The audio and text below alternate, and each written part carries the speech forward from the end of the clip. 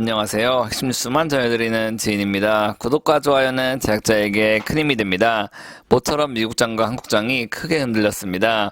미국의 금리 인상이 예상보다 빠를 수 있다는 예측이 나오면서 이 같은 사태가 펼쳐진 것입니다. 항상 내일이 어떻게 흘러갈지는 그 누구도 모르기 때문에 기업의 본질에 집중하고 적절한 분산 투자 진행하시길 빌겠습니다. 오늘은 오리온에 대해 알아보겠습니다.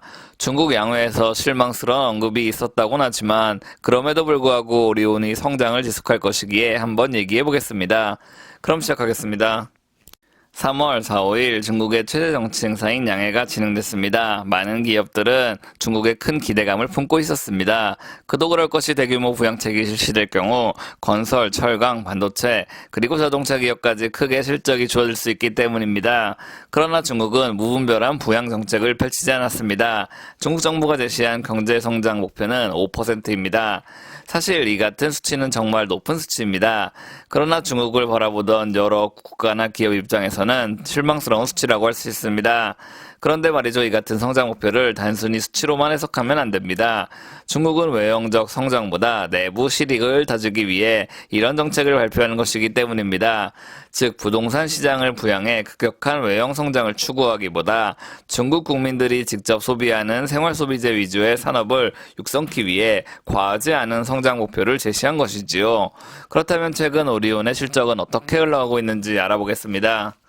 오리온의 중국 매출 비중은 2015년 41%에서 2022년 56%를 기록했습니다. 그리고 올해도 59%가 예상되는 상황입니다. 즉, 오리온은 전적으로 중국에 의존하고 있고, 그렇기 때문에 중국 리오프닝에 가장 영향을 많이 받을 기업은 오리온이라고 볼 수 있습니다. 게다가 앞서 말한 것처럼 중국 정부가 원하는 경제 성장은 소비재를 위주로 한 시장 성장입니다. 여기서 우리가 착각하지 말아야 할 것이 있는데, 소비재 시장은 완전한 공정 경쟁 시장이라는 사실입니다. 반도체, 배터리, 전기차 같은 산업은 나라의 명운이 달려 있습니다. 그렇기 때문에 한국 기업이 아무리 역량이 뛰어나다고 하더라도 중국에서 활약하기는 쉽지 않습니다. 그러나 오리온의 식품이 인기가 많아서 중국 내에서 잘 팔리는 것은 국가 경쟁력과는 전혀 상관이 없습니다. 즉, 오리온은 마음껏 중국 리오프닝 시장을 겨냥해 영업 및 마케팅을 이행할 수 있다는 말입니다. 현재 오리온은 한국, 중국, 베트남, 러시아에서 주로 활약하고 있습니다.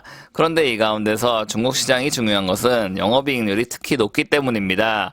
오리온은 중국에서 압도적인 매출을 확보하고 있습니다. 게다가 중국 인건비가 비싸졌다고 얘기가 종종 나오지만 영업이익률 또한 아직 엄청나게 높습니다.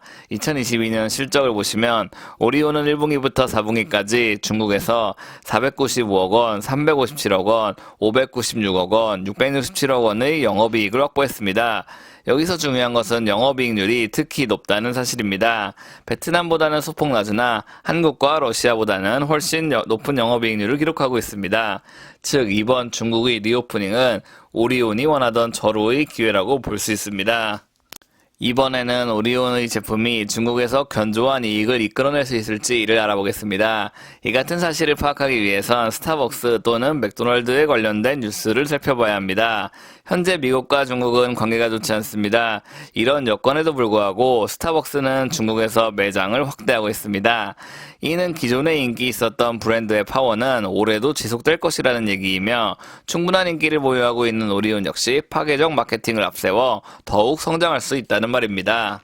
마지막으로 베트남 상황을 알아보겠습니다. 베트남에서 오리온의 성장은 정말 엄청납니다. 올해 매출 성장률이 20%로 예상되며 영업이익 성장률 또한 22%로 예상되기 때문이죠.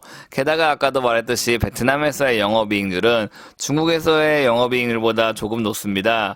현재 오리온 베트남 공장 가동률은 100%를 초과하고 있고 캐파 증설도 예정돼 있습니다. 즉, 중국에서의 활약에 더해 베트남에서의 활약도 이어질 것이기 때문에 올해 실적에 대해 걱정할 필요는 없다는 말입니다. 이번엔 올해 실적을 살펴보겠습니다. 리포트에 따르면 올해 오리온은 3조 1260억 원의 매출액, 5170억 원의 영업이익을 기록할 것으로 예상됩니다. 보시면 매출액과 영업이익 모두 지난해 대비 10% 수준으로 상승한다는 것을 알 수 있습니다. 매출액과 영업이익이 동등한 비율로 증가한다는 것은 기업의 재무 안전성이 매우 뛰어남을 뜻합니다. 매출이 발생한 후 불필요한 비용이 지출되지 않기 때문에 고스란히 영업이익도 잘 나오는 것이라고 볼 수 있죠. 오늘은 오리온에 대해 알아봤습니다. 전 세계가 격변에 시달리고 있는 만큼 대부분의 주가는 널뛰기를 하고 있습니다. 하지만 식품 관련주는 변동성이 적은 편에 속합니다. 안전한 투자를 하고 싶으신 분들은 오리온과 같은 주식을 매수하시길 적극 추천합니다. 제가 준비한 소식은 여기까지입니다. 지금까지 핵심 뉴스만 전해드리는 지인이었습니다. 감사합니다.